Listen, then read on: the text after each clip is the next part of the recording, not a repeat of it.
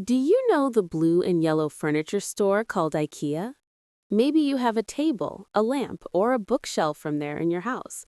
Maybe you have walked through those long showrooms, eaten the meatballs, and tried to read the strange names. But do you know the story behind IKEA? It is not just about cheap furniture. It is about a boy from a small village who turned simple ideas into a global brand. This is the true story of IKEA and its founder, Ingvar Kamprad. Listen carefully and improve your English while you learn. Chapter 1. A Boy in a Small Village. Our story begins in Sweden, in a tiny village called Agunnaryd. Ingvar Kamprad was born there in 1926. The village was quiet, full of trees, farms, and small houses. People worked hard and tried not to waste money. Ingvar was different from other children. He liked to play, but he also liked to sell things. When he was 5 years old, he started his first business. He bought matches in bulk from the city and sold them one by one to his neighbors. Matches were cheap, but he sold so many that he made a small profit. Soon he started selling other things: Christmas cards in winter, flower seeds in spring, pencils and pens to students. He went from house to house on his bicycle. He learned something important. If you make it easy for people to buy, they will buy more. Chapter 2. The name IKEA. When Ingvar was 17, his father gave him some money as a reward for good grades at school. Most teenagers would buy clothes, a bicycle, or maybe a radio. Ingvar did something else. He used the money to start a company. He needed a name. He took his own initials, IK for Ingvar Kamprad. Then he added the first letter of his family farm, Elmtaryd, and the first letter of his village, Agunnaryd. IKEA. IKEA. At first, IKEA did not sell furniture. Ingvar sold all kinds of small products through the mail: pens, wallets, picture frames, stockings, and more. He advertised in local newspapers. Customers sent him orders by post. He sent the products to them on the bus. Again, the same idea: make shopping easy and cheap. Chapter 3. Discovering furniture. After a few years, Ingvar noticed something. People were most excited when he offered furniture. At that time, in the 1940s and 1950s, furniture was expensive in Sweden. Only rich families could buy new chairs, tables, or beds. Ingvar thought, what if I sell good furniture at a lower price so that normal families can buy it? He started working with small factories in the countryside.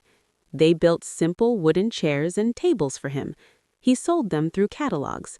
Customers liked the low price, but there was a problem. Other furniture stores were angry. They told factories not to work with IKEA. Some factories canceled their contracts. Ingvar had a choice: give up or find a new way. He chose a new way. One day, an IKEA worker tried to put a table into a car. The legs of the table were too tall. The table did not fit. So the worker unscrewed the legs, put them under the tabletop, and slid everything into the car easily. Ingvar saw this and had a simple but powerful idea. What if we sell furniture without the legs attached? What if customers assemble it at home? This changed everything. If you put a table into a flat package, you can ship more tables in one truck. You can store more in one warehouse. You can lower the cost. Customers do a little bit of work with a small tool, and in return, they pay a much lower price. The famous flat pack was born. Chapter 5. The Showroom Warehouse. Ingvar also changed the way people shop for furniture. In normal furniture stores at that time, a salesperson followed you. They chose items for you and wrote everything on paper. You waited for weeks for the delivery. IKEA did the opposite. Ingvar created big showrooms where customers could walk freely. They could sit on the sofa, open the cupboards, and imagine the furniture in their own homes. Next to each item was a small tag. with the name, the price, and the aisle and shelf number. Downstairs, the store was a giant warehouse. Customers picked up the boxes themselves, put them on a trolley, paid, and went home the same day. Again, the same idea. Help the customer help himself. In Swedish, they call it do it yourself. It reduced costs and gave people a new feeling. I built this table myself. People were proud of their own work. Chapter 6. Struggles and Criticism. IKEA grew quickly, but the journey was not always easy. Other furniture companies hated IKEA. They said the prices were unfair. Some tried to block IKEA from furniture fairs. When Ingvar opened a new store, competitors sometimes tried to stop suppliers from working with him. Customers also had complaints. Some said the quality was too low. Some felt frustrated when they could not understand the instructions. Who hasn't built an IKEA shelf and discovered one screw missing? Who hasn't argued with a friend while trying to read the picture manual? Ingvar listened. He improved the quality step by step. He added clearer instructions, better tools, and extra pieces in the box. He accepted that mistakes were part of learning. He once said, "Only those who are asleep make no mistakes." Chapter 7. A Special Culture. IKEA was not just about cheap furniture, it was about a special culture. Ingvar came from a simple farm, and he wanted the company to stay humble. He traveled in economy class. He stayed in cheap hotels. He drank coffee in paper cups in the staff cafeteria. Inside IKEA, they used simple language. Managers did not wear suits. They used first names, not titles. Even the CEO could be seen walking around the store talking to customers. The stores also had something special, the IKEA restaurant. In many countries, people visited IKEA not only for beds or shelves, but because they loved the Swedish meatballs and the cheap food. Some families made IKEA their Sunday trip. Kids played in the children's area, parents looked at kitchens and sofas, then everyone ate together. Chapter 8. Going Global.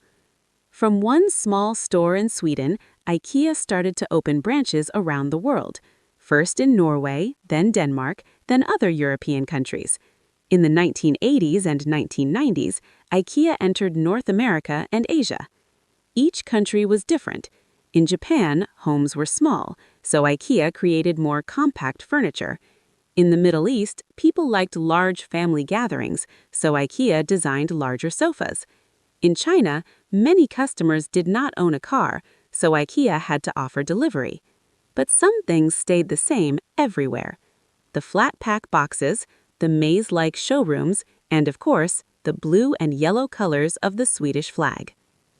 Chapter 9. Criticism and Change. As IKEA got bigger, new challenges appeared. Environmental groups criticized the company for using so much wood and paper. Workers in some countries complained about low wages. Customers started to ask, is cheap furniture good for the planet? IKEA responded with new promises. They said they would use more sustainable wood, more recycled materials, and renewable energy in their stores. They began to buy wood only from forests that were replanted. They invested in solar panels and wind farms. Of course, not every problem is solved, but the company understands that the future must be greener. This is another lesson. Big success brings big responsibility. Chapter 10. The Man Behind the Brand. Ingvar Kamprad became one of the richest men in the world, but he continued to live a simple life. He drove an old Volvo car. He liked eating in the IKEA restaurant because it was cheap. He said, "Wasting resources is a mortal sin." He also knew he was not perfect. When he was young, he had connections to a political group in Sweden that later he regretted deeply. He publicly apologized and called it the greatest mistake of his life. This teaches another lesson. Even successful people have dark chapters, and they can learn from them. Ingvar died in 2018 at the age of 91, but his ideas did not die. Every time someone builds a bookcase from a flat box, Every time a student buys a cheap desk for a small room, Ingvar's idea is alive. Chapter 11. What we can learn. So, what can we learn from the IKEA story? First, start small. Ingvar started with matches and flower seeds. He did not wait for a perfect business idea. He tried many things and saw what worked. Second, think about the customer. He always asked, how can I make this easier and cheaper for ordinary people? The flat pack, the showroom, the self-service warehouse, all of these came from that question. Third, accept mistakes and improve. Competitors attacked him. Some customers were angry, but he listened, changed, and moved forward. Finally, stay humble. Even with billions of dollars, Ingvar lived simply. He focused more on building value than showing off.